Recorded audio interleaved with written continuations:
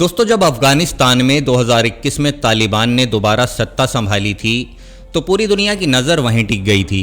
Kabul airport पर लोगों की भीड़, भागते हुए अफगान नागरिक, विमान से लटकते लोगों की वो तस्वीरें आज भी दिमाग में ताज़ा हैं।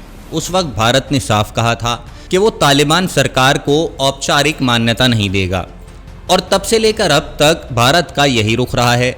लेकिन अब हालात दोस्तों बदलते नजर आ रहे हैं, क्योंकि अफगानिस्तान के विदेश मंत्री अमीर खान मुत्तकी भारत पहुंच चुके हैं। जी हां, दौरा इसलिए ऐतिहासिक है क्योंकि तालिबान की वापसी के बाद किसी अफगान मंत्री का ये भारत का पहला दौरा है और इस खबर ने पाकिस्तान में पूरी तरीके से हलचल मचा दी है। वहाँ के टीवी चैनलों से लेकर अखबारों तक हर जगह इस वक्त यही चर्चाएं छाई हुई हैं कि आखिर अफगानिस्तान भारत के करीब क्यों जा रहा है। पाकिस्तान के लिए ये किसी झटके से कम नहीं है, क्योंकि तालिबान को दुनिया के मंच पर पहचान दिलाने में पाकिस्तान ने ही सबसे बड़ी भूमिका निभाई थी।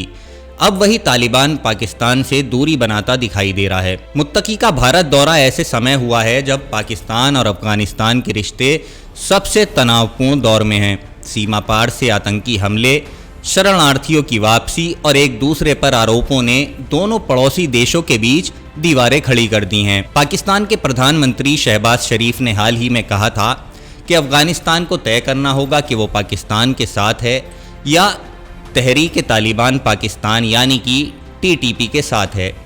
उनके इस बयान से साफ झलकता है दोस्तों कि इस्लामाबाद को अब तालिबान से भरोसा पूरी तरीके से उठ चुका है। पाकिस्तान का उधर कहना है कि अफगानिस्तान की ज़मीन से TTP के आतंकी पाकिस्तान पर हमले कर रहे हैं। वहीं तालिबान इन आरोपों को बेबुनियाद बताता है, लेकिन इन आरोपों और जवाबों के बीच आमिर खान मुत्तकी का भारत पहुंचना भारत के लिए सीधा मैसेज माना जा रहा है कि अफगानिस्तान अब अपने नए रास्ते तलाश कर रहा है। पाकिस्तान के रक्षा मंत्री ख्वाजा आसिफ ने समा टीवी पर कहा कि अफगानिस्तान ने कभी पाकिस्तान से भाईचारे का रिश्ता नहीं निभाया।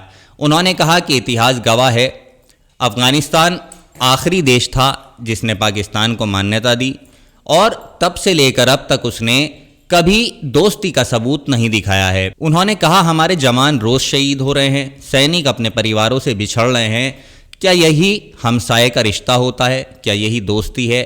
और फिर उन्होंने एक अहम बात कही, मेरे दोस्तों, अफगानिस्तान कल भी भारत के साथ था, आज भी भारत के साथ है। जी हाँ, ये एक बहुत बड़ा बयान है और कल भी रहेगा।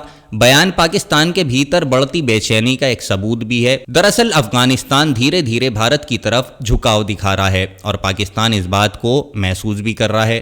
पाकिस्तान के अखबार द एक्सप्रेस ने अपने संपादकीय में लिखा कि मुत्तकी का भारत दौरा दक्षिण एशिया की डिप्लोमेसी में एक अहम मोड़ साबित हो सकता है। संयुक्त राष्ट्र सुरक्षा परिषद की समिति ने जब आमिर खान मुत्तकी पर लगा यात्रा प्रतिबंध अस्थायी रूप से हटाया तो इसका सीधा रास्ता भारत की तरफ खुला।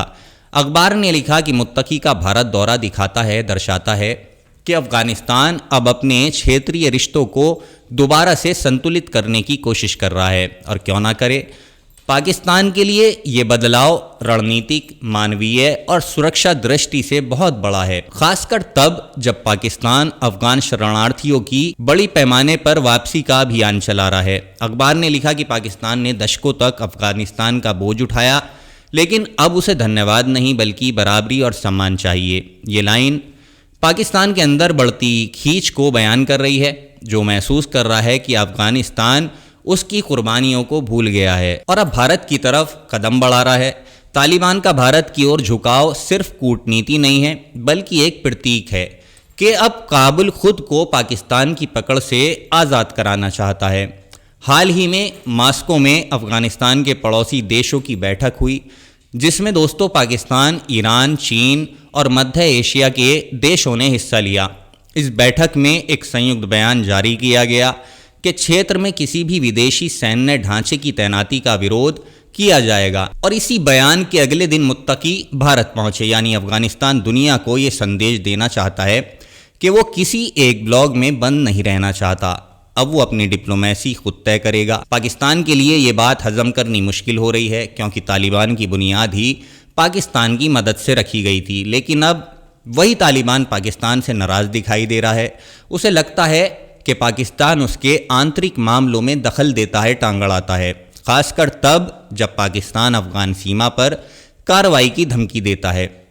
इसी बीच मेरे दोस्तों, पाकिस्तान में अफगान शरणार्थियों को देश से बाहर निकालने का अभियान भी शुरू हो गया है। लाखों शरणार्थियों को सुरक्षा खतरे का हवाला देकर निकाला जा रहा है। इस पर तालिबान ने कहा कि पाकिस्तान बेवजह अफगानों को निशाना बना रहा है, यानी रिश्ते अब कड़वाहट की हद तक बिखर चुके हैं, बिगड़ चुके हैं। उधर भारत अब बहुत सोच समझकर आगे बढ़ रहा है। भारत ने तालिबान को मान्यता नहीं दी, लेकिन मेरे दोस्तों बातचीत का रास्ता खुला रखा। विदेश मंत्रालय के प्रवक्ता रणधीर जायसवाल से जब पूछा गया कि क्या भारत तालिबान को मान्यता देगा, तो उन्होंने जवाब देने से इनकार कर दिया। यानी भारत फिलहाल देखो और इंतजार करो की नीति पर है। भारत हमेशा से अफगानिस्तान में सक्रिय रहा है। सलमा डैम, डेल आराम हाईवे और अफगान सांसद भवन जैसे परियोजनाओं में भारत ने अरबों डॉलर लगाए हैं। इसलिए भारत ये नहीं चाहता कि उसका निवेश और उसकी मेहनत किसी विरोधी ताकत के हाथ में चली जाए।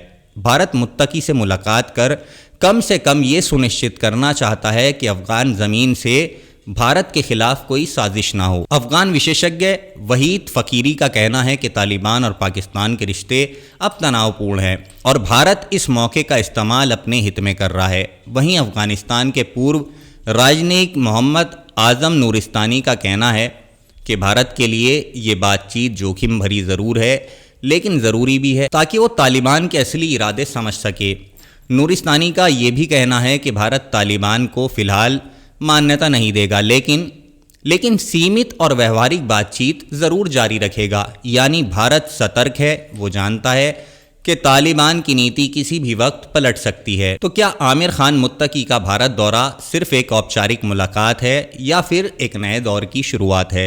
अगर अफगानिस्तान भारत के साथ स्थायी रिश्ता बनाता है तो पाकिस्तान की रणनीतिक गहराई की पुरानी थ्योरी टूट जाएगी। पाकिस्तान हमेशा चाहता था कि अफगानिस्तान उसका सुरक्षा कवच बने, लेकिन अब वही अफगानिस्तान भारत के दरवाजे पर दस्तक दे रहा है। ये बात पाकिस्तान को सबसे ज़्यादा चुभ रही है, क्योंकि पाकिस्तानी विश्लेषक कह रहे हैं कि भारत की सॉफ्ट डिप्लोमेसी की जीत है। भारत बिना औपचारिक मान्यता दिए तालिबान के साथ भरोसे का रिश्ता बनाना चाहता है, जबकि पाकिस्तान खुद को अलग थलग महसूस कर रहा है। कुछ और आवाज़ें कह रही हैं कि अगर अफगानिस्तान अपने घर को ठीक कर ले, अपने दरवाजे मजबूत कर ले, तो उसे किसी का मोहताज नहीं होना पड़ेगा। लेकिन सच्चाई ये है दोस्तों कि अफगानिस्तान अभी भी आर्थिक संकट, शिक्षा पर पाबंदी और मानवाधिकार उल्लंघन से जूझ रहा है। संयुक्त राष्ट्र और कई देश लड़कियों की शिक्षाओं पर लगे प्रतिबंधों का विरोध कर रहे हैं। इसलिए दोस्तों, भारत के लिए भी ये एक नाजुक स्थिति है। उसे तालिबान से बात भी करनी है और अपने लोकतांत्रिक मूल्य की रक्षा भी करनी है। आमिर खान मुत्तकी का भारत दौरा एशिया के बदलते भूगोल की कहानी है। पाकिस्तान के लिए ये चेतावनी है कि अफगानिस्तान अब उसकी पिछली जेब नहीं रहा। भारत के लिए ये अवसर है कि वो अफगानिस्तान के ज़रिए क्षेत्रीय स्थिरता में अपनी भूमिका मजबूत करे, और तालिबान के लिए ये इम्तहान है कि क्या वो सच में जिम्मेदार सरकार बनाना चाहता है या फिर वही पुराना तालिबान रहेगा जो दुनिया से कटा हुआ और बंद दरवाज़ों में कैद था। वक्त इसका जवाब देगा, लेकिन इतना तय है दोस्तों कि आमिर खान मुत्तकी के इस भारत दौरे से पाकिस्तान की नींद ज़रूर उड़ गई है, और उड़नी भी चाहिए। दक्षिण एशिया में दोस्ती और दुश्मनी दोनों का भूगोल हर दिन बदल रहा है और तेज़ी से बदल रहा है, और मुत्तकी का ये सफ़र उस बदलते नक्शे पर एक नई लकीर खींच सकता है। फिलहाल के लिए बस इतना ही। मुत्तकी के भारत दौरे को लेकर आपकी क्या राय है, कमेंट बॉक्स में आप अपने विचार ज़रूर लिखें। जल्द मुलाकात होगी एक नई अपडेट के साथ, तब तक आप अपना ख्याल रखें। धन्यवाद। जय हिंद।